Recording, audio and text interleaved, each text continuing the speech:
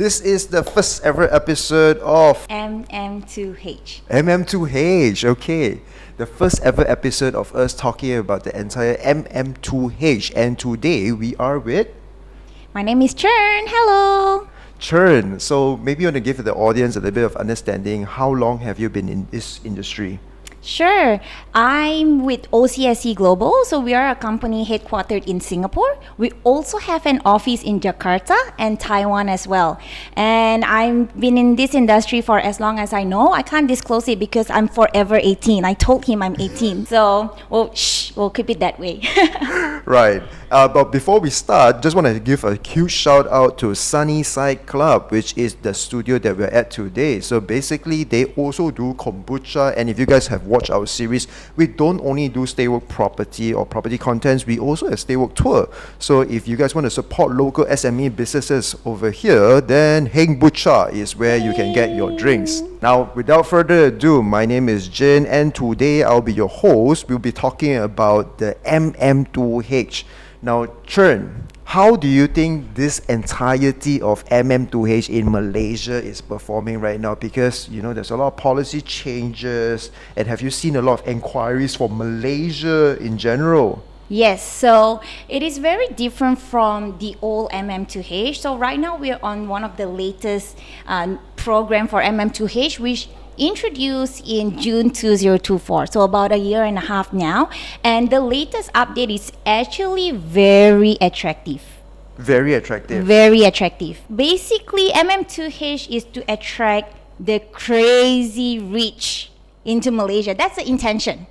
But the new program actually allowed the rich, so it doesn't have to be crazy rich. Even the rich can come to Malaysia. I see. So you don't have to be the ultra rich. You don't. You can be like the mid-tier rich. Yes, you can. That's right. Right. Yeah, you can come into Malaysia with as low as USD 32,000 only. 32,000 USD, you can already come into Malaysia. Yes, on MM2H. Maybe for the benefit of the audience, right, and also for people that wants to come to Malaysia. Now, MM2H is basically allowing other foreigners to reside in Malaysia, and for a period of like what, 5 years, 10 years. So it starts from 5 years, 10 years, 15 years, and 20 years. 20 years. Yes. Right. The longest you can stay is 20 years, but even though the validity is 20 years, you still have to renew every 5 years. Why? Because you have to change your passport. You have to renew your passport. And Malaysia, we want to keep Malaysia a safe space for everyone. So we want to make sure we see the main applicant and the dependents every 5 years. We want to see their updated passport, their updated medical check, criminal record. So it's technically just to keep us safe.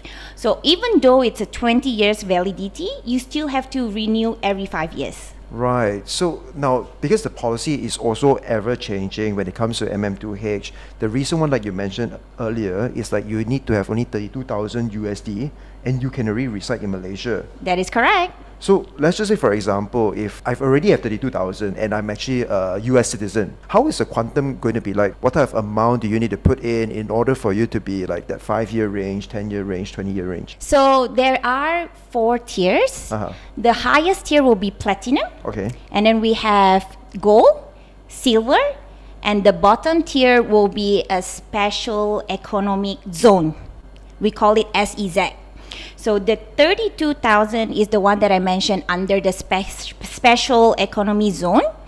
And the requirement is you need to be 50 years old and above and invest in the special zone. Right. And it's only going to be USD 32,000 in the fixed deposit. And for the property will be 500,000 Malaysian ringgit. SEZ, which also means that in today's context, only Johor Bahru is the... Yes, for a city to be specific. Oh, okay. So if let's just say I were to want to get a visa or maybe MM2H, the lowest barrier of entry is that I put in 32,000 US dollars, buy a property for 500,000 and it has to be the SEZ zone. In Forest City, that's right. In the SEZ, if you are below 50, the minimum will be 65,000 USD. Right. Yeah, but if you're 50 and above, it's only 32,000 USD, and the minimum in property price will be 500,000 and above. And it's a new property. You have to purchase direct from the developer at Forest City. Oh, okay. Actually, that is, honestly speaking, that's not too bad. It's not too bad because you can't even get like a property for like 500k RM in KL. PJ specifically. PJ specifically. 'Cause KL, maybe you still can get it, but PJ definitely around the 500 plus range, unless you want to get a studio, right? But now, actually, that's very interesting, right? Because when it comes to the government policy, I mean, beyond the SEZ, because SEZ is only specifically for Forest City. That's That is to really stimulate the market over there, because everybody knows Forest City is like, Beautiful. I've been there not too long ago, and it looks pretty decent, honestly speaking. I love the infrastructure. Everything looks to be pretty solid. It's just that we don't have much people. And maybe that's the government's initiative with the Sultan of Johor, because obviously you want to stimulate the economy, you want to get rich people to go in there, have spending power and purchasing power, making the place a little bit better lah. Yes. So you mentioned just now this SEZ zone, right? Let's just say, for example, I already got my MM2H, the lowest barrier one. How long can I stay here? Can I stay here for like 5 years, 10 years? Yes. So there will be 10 years. So it's a bit different. Platinum, 20 years. Gold, 15 years. Silver, 5 years. But SEZ is 10 years. So SEZ is actually more than silver. Right. Oh, Confusing. So confusing. 20, 15, 5, 10. Right. I mean, they just make the policies just so favorable to the special economic zone. Probably like what I mentioned earlier, just to stimulate the economy, right? So now, coming to the overall landscape, right? Because you do receive a lot of inquiries of people wanting to leave Malaysia. I think that was mainly the bread and butter of what you guys did, right? Yes, that's right. So our company has been around for over 35 years. We're actually one of the first and oldest migration agency in Singapore. And mainly in the last 35 years, we actually help migrants to migrate into Australia, New Zealand, Canada, US, and UK. But in the recent years, we see a change of dynamic because of the immigration tightening up. Australia has closed their business and investment program. For New Zealand, right now you need a minimum 5 million New Zealand dollar to invest there. For Canada, you need to go in to start a business. So it needs to be like something innovative. You can't just go in and not do anything. And US and UK right now, it's pretty hard. And because of the situation in US and China, we used to have a lot of Chinese clients entering, going to US. That's their favorite country. Right now, they don't prefer to go to US. It's quite dangerous for them as well. So they are looking for other countries to go to, and now they're coming to Malaysia. Right. So because of everybody being a bit more conservative, or they probably just don't like people invading their country, it has become a plus point for Malaysia in that sense, I would think. It definitely is. So Malaysia is really smart to introduce this new program, because this is a time where everywhere else is closed. Everywhere else is a bit dangerous, you know, with the Asian hate and closing and this and that and all the inflation. Like, Malaysia is the best place. Right. So have you seen an influx of inquiries from people of these European countries, America, trying to get into Malaysia? Yes, we do, but mainly more from China. China? Yes, mainly more from China. The reason being is because the crazy rich Chinese people runs a little bit trouble with taxation, with government, you know. Right. So they want a different place. They want to send their kids overseas, another place where they can call home. Have you encountered one where they say, hey, you know, I'm trying to move a large sum of money. How do we do so? That's why we also have to filter our clients. We do everything legally. We do receive some of inquiries like that. If it's something that we cannot assist, we'll just turn them down. Right. Even though it's a big sum of money that they can pay us. Yeah. So I believe you have encountered quite a fair bit of dodgy clients over the years. Yes, definitely. And previously, prior to this, the most famous one will be the Golden Visa, the Portugal Golden Visa, where you just purchase a property and you get the passport straight away. So that is actually like, exactly what they need. They need another passport. Okay, but now that's the thing that also sparks my curiosity, because these people are coming from mainland China. They want to migrate to potentially Malaysia. Why do they go through a Singaporean company to do so? Like, okay. There's a lot of scam agencies.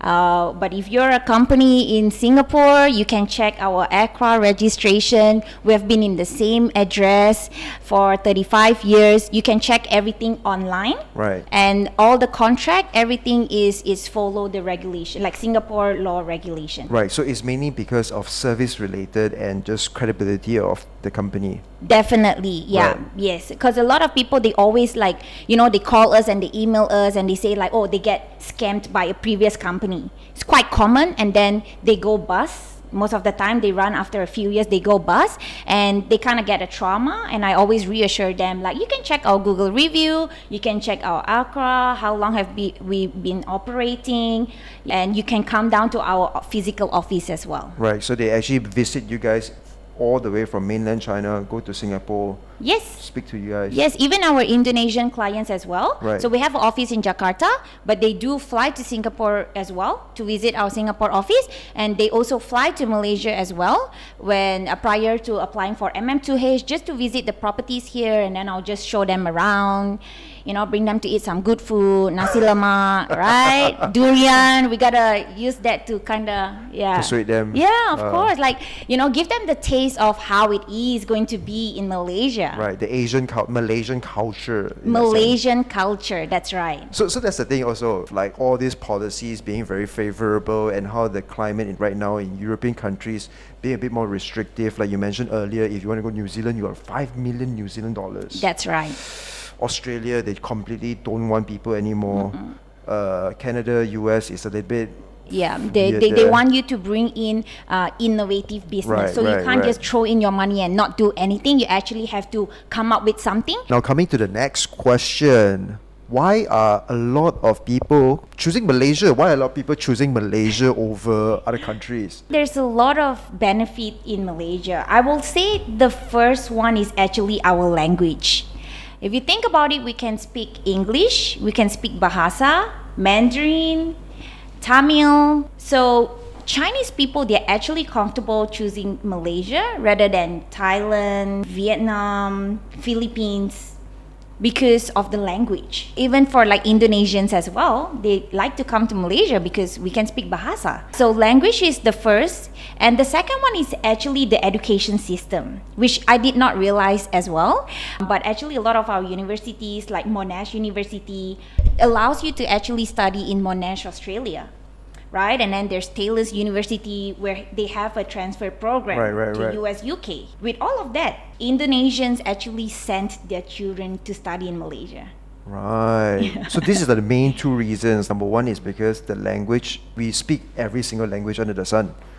I speak Cantonese, I speak English, Malay, Chinese, basically almost the 4 main languages. 4 main languages. Right. And for them to come over here to Malaysia, they can very easily adapt to the culture, because number one, the food is very relatively similar. We have 4 main pillars of cultures, right? So it's actually very diverse in the sense where if somebody comes to Malaysia itself, you're like, maybe this is just another hometown. Yeah, they can survive. They It can feels survive. like home. Correct. Second home. Second home. Yes. That's the MM2H second home. It feels like their second home. Right. So Malaysia has always, I think it has always fall under the radar. Nobody really talks about it as much, right? That is correct. Everybody just thinks that, oh, you know what? I want to go to the European countries because that's where Yes. they colonize us. Yes, I mean, we local people, we want to go out, and then people from the outside, of course, they want to come here because Right. the grass in here is always greener for them. This actually makes me reflect. As I grow older, I start to understand why Malaysia is actually people's preferred second home. I think I'm loving it too. Chen, I mean, I now know that you live in Bali for most part of your life. I'm like, that statement doesn't resonate with this, what you're saying. Yeah, like I left Malaysia at a very young age. I've been the digital nomad and I've been living in different countries every month. And after seeing so many different countries, I do understand, why you? Malaysia is still my home after all. Do you? Yeah, I do. That's why I'm here today, right?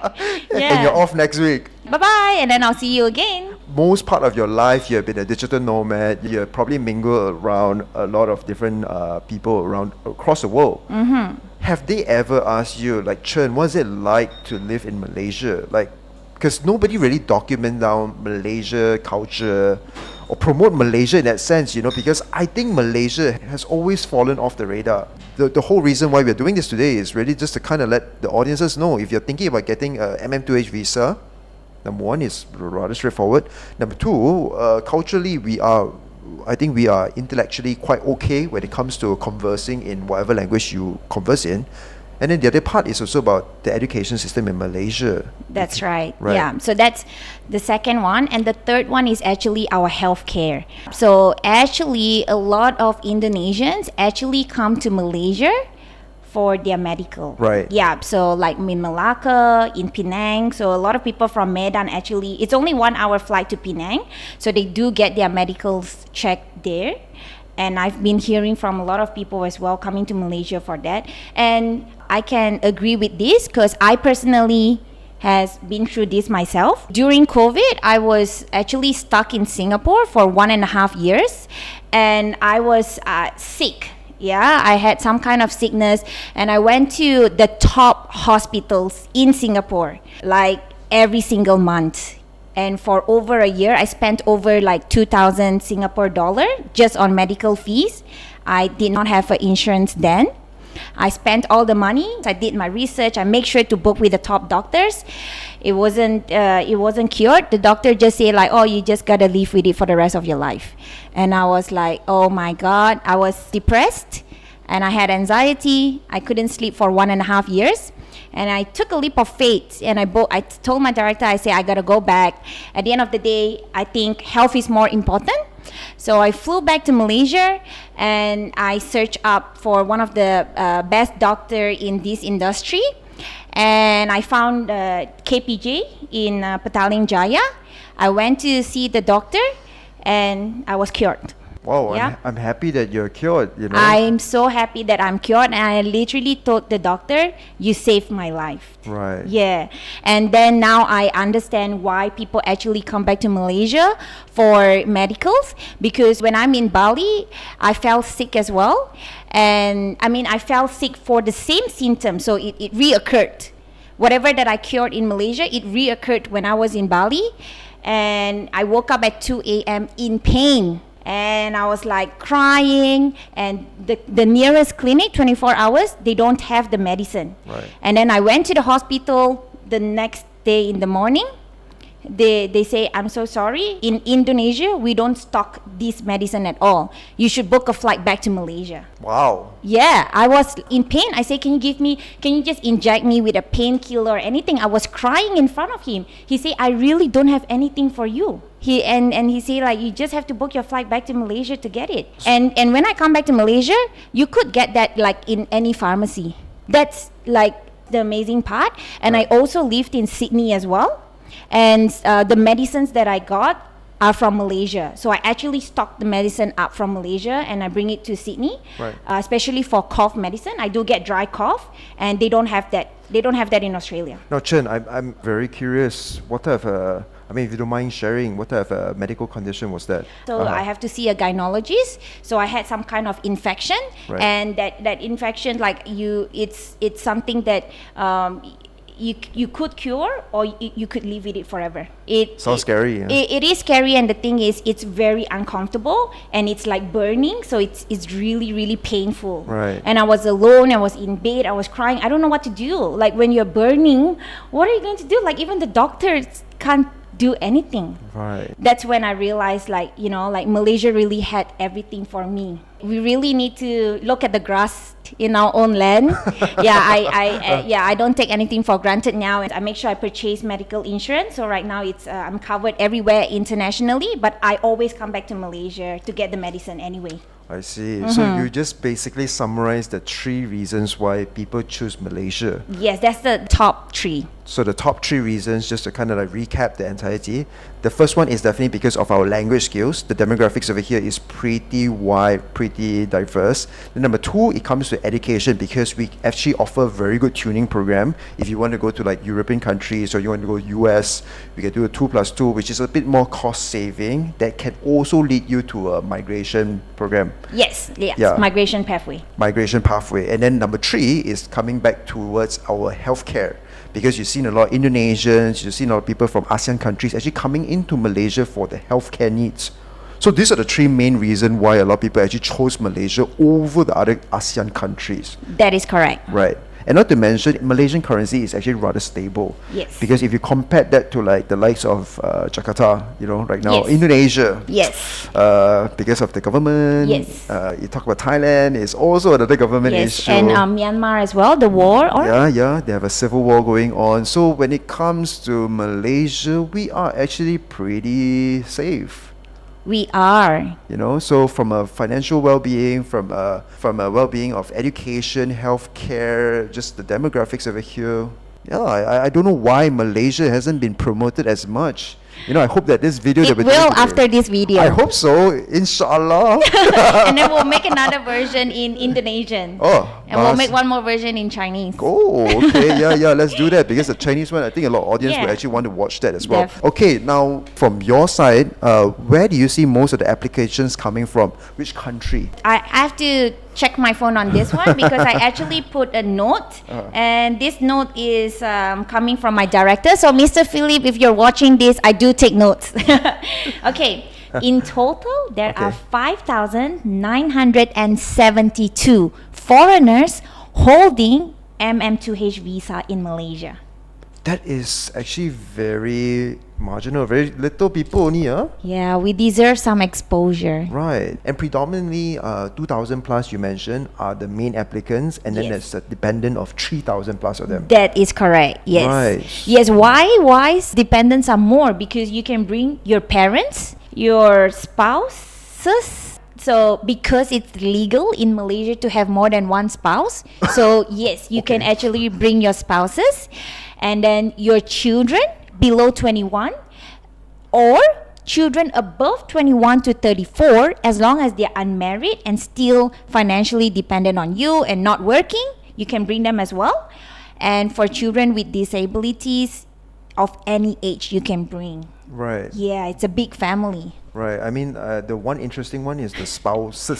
Spouses, yes. Because in Malaysia, you can have 4 Four wives. wives. Oh, how Yeah, convenient. yeah. 4 headaches. Yes. So of the 5,000 plus people holding this MM2H visa, what's the dynamic mix? Predominantly which part of the world are they from? Okay, so top one, of course, is China. Okay. With 3,414. 3,000 plus people. And then Taiwan, 611. Hong Kong, 292. Singapore, 184. And United States, 174. China, Taiwan, Hong Kong. These are countries that are practically Malaysians, because we predominantly, a lot of the Malaysian Chinese were from these countries. Exactly. Well, those are our great grandparents. Exactly. So they are just literally, migrating to Malaysia, but at a later or different stage of their life. That is correct. Right. Yes. And one thing I find very surprising is that we don't see much European countries or Scandinavian countries in Malaysia having the MM2H. When you come and think of it, Russia, which is a country that is like super up north, is so cold up there, they probably want some sun, they want a bit more stabilized economy as well. How is it there's not much Europeans or Americans in Malaysia? It's Because just they so don't even weird. know Malaysia exists. I'm Right. going to be very honest with you. I always meet foreigners, and if I mention like I'm from Malaysia, they don't know where's Malaysia. And then you have to say it's between Singapore and Thailand, like that. You know, I get that so often because, you know, I studied abroad. Yes, You're a digital exactly. nomad in Yeah, that sense. You get yeah. to meet a lot of people. Yeah. Every time we explain where Malaysia is, that's the only way they can get Hamburger, it. yeah. It's between Singapore and Thailand. And then Yes. they think that we live on trees. And Yeah. guess what, guys? We're living on a tree right now. Yeah. That's the part where, you know, I think the government's initiative of Malaysian Tourism 2026 comes into a very big play along with this entire MM2H, because once you have already reside in Malaysia or just travel over here, then you can really enjoy or understand a bit about the culture. Who knows, maybe one of these days you want to migrate. Then the policy is also rather favorable. It's not very complicated. Yeah, it's reasonable. In terms of the investment price range. Yeah, previously it's only really the crazy rich that can come in, which is the platinum one. The investment for that is 1 million USD. Yeah, for property is 2 million Malaysian ringgit. It's really reasonable for the special zone, and I think that is really good, especially for our Myanmar clients, because of the situation back home. They don't keep money in the bank, they keep cash. Yeah, so it's, you know, to come to Malaysia, I think that's it's, you know, it's safe for them, and they can bring the whole family. Right. Because they don't, if they were to migrate to like Australia, Canada, it's hard to bring their family along. Yeah, for like parents. But if they come to Malaysia, they can bring everyone here, Right, and the it's safe here. The policy is very much different. Right. So if you think about it, it's like Malaysia is very generous because you can bring everyone with you, your whole family, only for 32,000 Yeah, and don't forget, you know, you can bring spouses spouses. with the S. It's legal. It's so weird. Okay, now what if they've gotten the MM2H and now they want to become a PR or citizen? How is the process like? Not possible, unfortunately. If you really want to become like a Malaysian PR, you can marry again, remarry again. You can have another spouse. Right. Malaysian spouse. Right. And the benefit of becoming a Malaysian citizen or PR is practically the healthcare over here is rather affordable. It's only RM1 if you go to a government hospital. Yeah. Yeah. And local schools, you can go to local schools. Right. But for the most part, why give up your visa in respective countries? Maybe one of these days you want to go back to go back to the US and whatnot. It's just a little bit more easy in that sense, lah. Now, can MM2H people actually do business in Malaysia? Yes, for a platinum holder, yes, you can. You can start a business. You can work for a company. You can bring your own domestic helpers. Right. Yes, only for the platinum range. From silver, gold, and the special zone, strictly no business.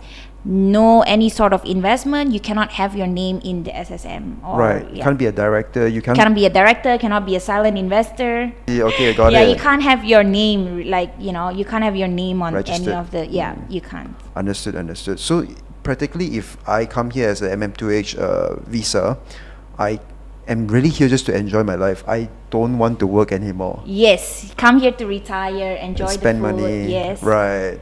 So from your perspective right now, what can the government do a little bit better in terms of, like, you know, getting this MM2H even more exposure, or just get the ball rolling? It would be great if the government website has all the information there. Yeah, there are a lot of like forums and different websites, but it's not official. You don't really have a place to refer to. Right. It would be good if it you know, it can be in an official page. It's easier for foreigners to know as well, and it's also to prevent them from getting scammed as well. Yeah. I think one of the biggest struggle when it comes to serving your clients is that they want to look for the properties. Yes, they want to look for the property first. Right. Before actually deciding on the visa. That's Right. what I feel. Because everybody wants to know that, oh, I'm coming here with a safe environment, a house to actually stay in. If not, I'm just going to get the MM2H visa, and then where am I going to stay? You Yes, know? that is correct. Yeah. So- So we do have clients Uh-huh. who come in just to visit Malaysia to find a property first before applying for MM2H. So would you say that's the biggest blocker right now? That is because it's very gray. They will be like, oh, I like this property, and then later we'll say like, oh, this one is actually 2 million, that one's actually 1 million, this one's actually 600, and they're like, why don't you just give me the full list, because it's confusing for them. It's hard to short list as well. Right. Is there a way for property developers potentially to already make a product that's really catered to these demographics? Yeah, definitely, of course, because like right now it's only 5,000, but as we have more, we definitely need to improve on shortlisting the property, because if you have like what you say 100,000 people coming in, we definitely need to find a better way for them to shortlist their property. Yeah, because I mean, developers can actually, some developers are already building products that are priced in this type of demographics, or this quantum products like KL, a million and above is actually a very common thing. But nobody is really taking this and shouting it to the more international market. For example, one of the developments that we'll be looking at is called Kaya Residence in Bangsa. Now, Bangsa being in KL address means that actually people like yourself, you could actually potentially buy the property over there. It starts from like what, 7 to 800,000, but for the bigger layouts, it goes for 1 million and upwards. Now, what the developer could do then is like, hey, why not you actually also market this to an international market, or also get the MM2H people to actually promote them instantaneously. You get a new property straight away. You straight away know that, oh, this is MM2H qualified. Much more easier lah, I would think. Yeah, definitely. What I would encourage is for developers to actually have roadshow, in China, in Taiwan, in Hong Kong, to promote the property, and at the same time walk them through the process of MM2H.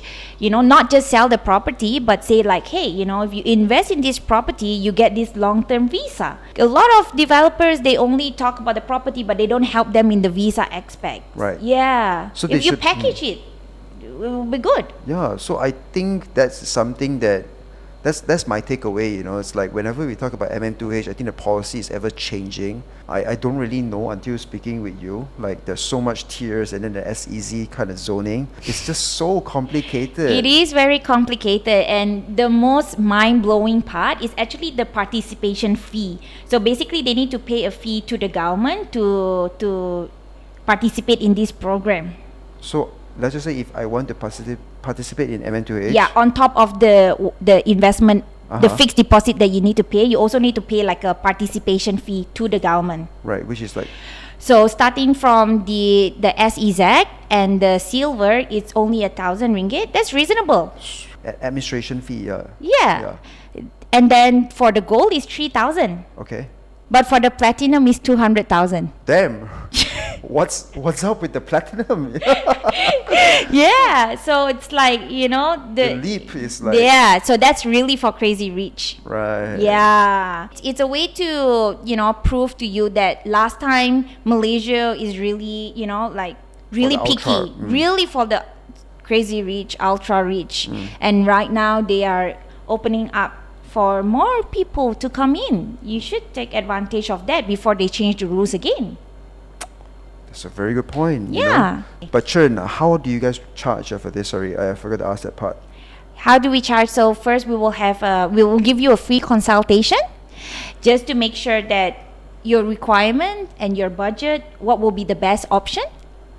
Yeah, so it was a free consultation at first, and then after that we will send you the quotation. So it's case-to-case basis depending on the complication, how many members you're bringing, if there's any health condition. Yeah. Okay, so there's a lot of variables that... That is right, yeah. Right. Which we will give them, and it's no obligation. Right. Yeah. But ballpark, roughly, what's the fee we're looking at? Okay, they actually set a legal service fee for all agency that you must follow.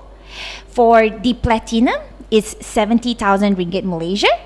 And then for the gold, it'll be 55,000 ringgit Malaysia. And for silver and special zone is 40,000 ringgit Malaysia. That's, you cannot even charge 1 ringgit higher or lower. Right. Yeah. So it's already fixed. Fixed. Right. Yes. If you charge lower or higher, you'll be sued. The government will come after you, and then they'll try to close you down. Oh. Yeah, it's. I think it's a way to protect this industry as well. Yeah, I will say that it's really good. I think it's very healthy in that It sense, right? is. Yeah. It is. So everybody only competes when it comes to service. Service, that's Right. right. Yes, and you can package it. Maybe you can add on extra services. It's up to you. And also for the dependents, there's no restriction. It's up to you how much you want to charge for dependents. Oh, okay. Oh, it's only for the main applicant. Right, the main applicant, there's only a fixed fee, the fixed fee Yes. that you stated just now. Yes. But for dependents, those are dependent on. It depends on you. You can price it 1,000 or 10,000. It's up to you. Okay, but there's no complications, right, when it comes to the dependents, like. There's no complication as long as you have the legal document like birth certificate to prove that this is your child, adopted child or biological child. And if they have disabilities, you show the medical certificate.